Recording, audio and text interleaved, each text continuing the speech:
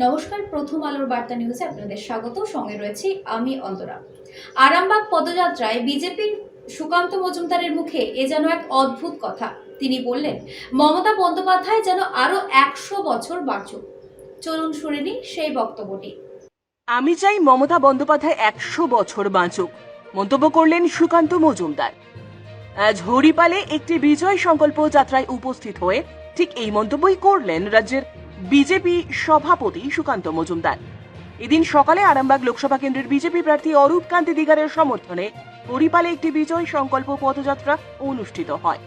এদিনের এই পদযাত্রায় উপস্থিত ছিলেন রাজ্যের বিজেপি সভাপতি সুকান্ত মজুমদার, আরামবাগ সাংগঠনিক জেলার বিজেপি সভাপতি তথা পুরসুরার বিধায়ক বিমান ঘোষ, প্রার্থী অরূপ কান্তি দিগার সহ অন্যান্য নেতৃত্ববৃন্দ এবং কর্মী সমর্থকেরা। পদযাত্রাটি হরিপাল সিনেমা তলা থেকে শুরু করে বড়বাজার শীতলা তলাতে গিয়ে শেষ হয়।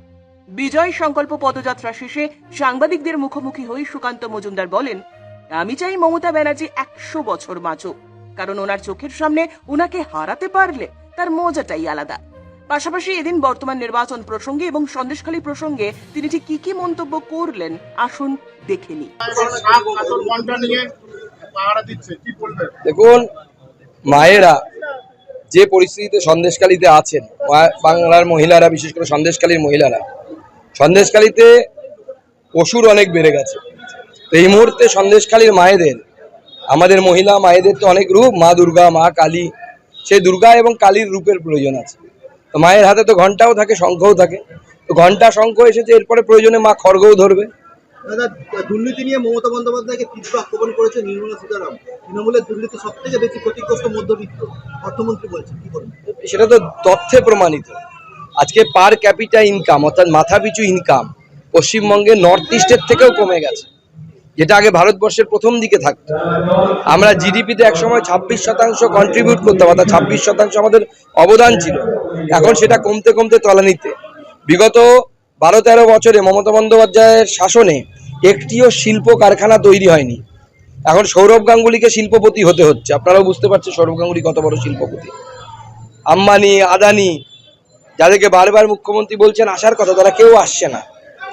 এমনকি সিপিএম আমলে যারা ছিল তারাও ফিরে চলে গেছে।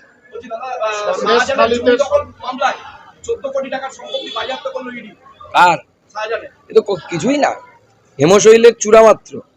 আর 14 কোটি এ তো 25%, বাকি 75% তো কালীঘাটে গেছে। সেইটা বাজেয়াপ্ত করা দরকার এবং সেই চোরেদেরকে ধরা দরকার। আদালত তো তাদের নির্দেশ দিয়েছিল করার জন্য, আগে করতে হতো মহিলাদের সুরক্ষা দেওয়া। সিবিআই এর অনেকগুলো কাজ দিয়েছে আদালত, তার মধ্যে অন্যতম কাজ হচ্ছে মহিলাদের মধ্যে, মহিলাদের মধ্যে যেন ভয়ের বাতাবরণ তৈরি না হয় সেটাও দেখা। সেটা কোথায় হচ্ছে, আরো বেশি করে করা হচ্ছে। দাদা, ভুয়ো বিল নিয়ে ফের রাজ্যকে আক্রমণ করেছে কেন্দ্র অর্থমন্ত্রী, বলেছে হিসাব না দিলে কোনোভাবেই কোনো বিল মেটানো যাবে না। সে তো অবশ্যই। আপনি যদি আপনার ছেলেকে বাজার করতে পাঠান, আপনি ছেলেকে 100 টাকা দিয়ে বাজার করতে গেলেন, প্রতিবার দিন এসে ছেলে হিসেব দিচ্ছে না আপনাকে। আপনি খবর পেলেন ছেলে বাজারের করতে গিয়ে বিড়ি খাচ্ছে পয়সা দিয়ে কিনে, বাবার পয়সা দিয়ে।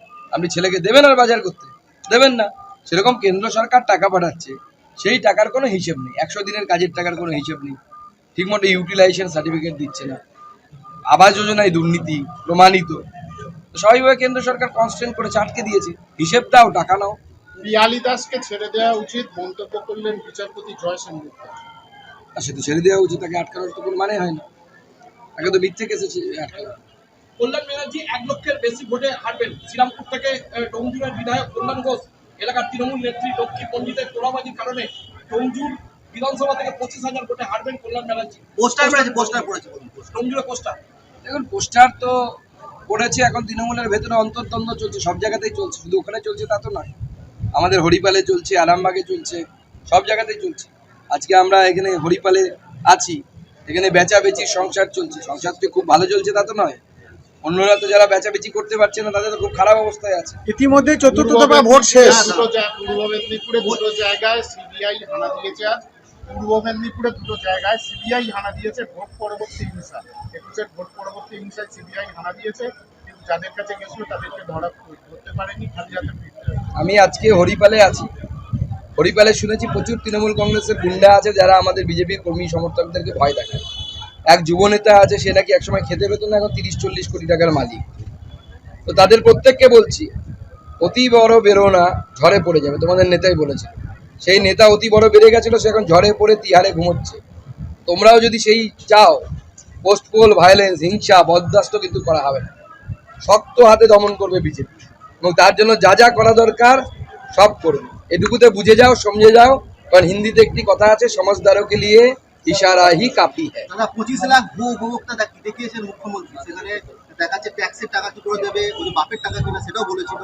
মানে কিভাবে সেই টাকা ফেরত দেবে বা টাকা দেওয়া যাবে না, সেই নিয়ে টাকা লুট হয়েছে এমনটাও কিন্তু না, সে তো সব জায়গাতে হয়েছে পশ্চিমবঙ্গে, কোন জায়গায় হয়নি?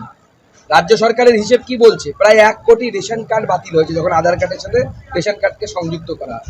তাহলে প্রশ্ন যে এই 10 বছর পরে তো এটা মোদী চালু করলো, তো 10 বছর যে মমতা বন্দ্যোপাধ্যায় লোককে রেশন দেওয়ার জন্য যে 1 কোটি মানুষ যারা নেই ভূত, তাদের যে টাকা নিয়েছে কেন্দ্রের কাছ থেকে, সে টাকাটা গেল কোথায়, কার পকেটে গেছে, তার তো হিসেব দেওয়া উচিত রাজ্য সরকার। এত মমতা 25 লক্ষ ভুয়ো কার্ড। হ্যাঁ, প্রচুর ভুয়ো কার্ড আছে। ভুয়ো কার্ড, MGNREGS অর্থাৎ 100 দিনের কাজ যাকে বলি, তাতে ভুয়ো জব কার্ড তৈরি করা হয়েছে। এমনকি প্রতিবন্ধীদের, যারা প্রতিবন্ধী নয়, তৃণমূল কর্মী, তাদেরকে প্রতিবন্ধী সাজিয়ে তাদেরকে অ্যাকাউন্টে টাকা ঢোকানো হচ্ছে। টাকা কেন্দ্রে লুট করে খাচ্ছে তৃণমূলের হারমাদরা।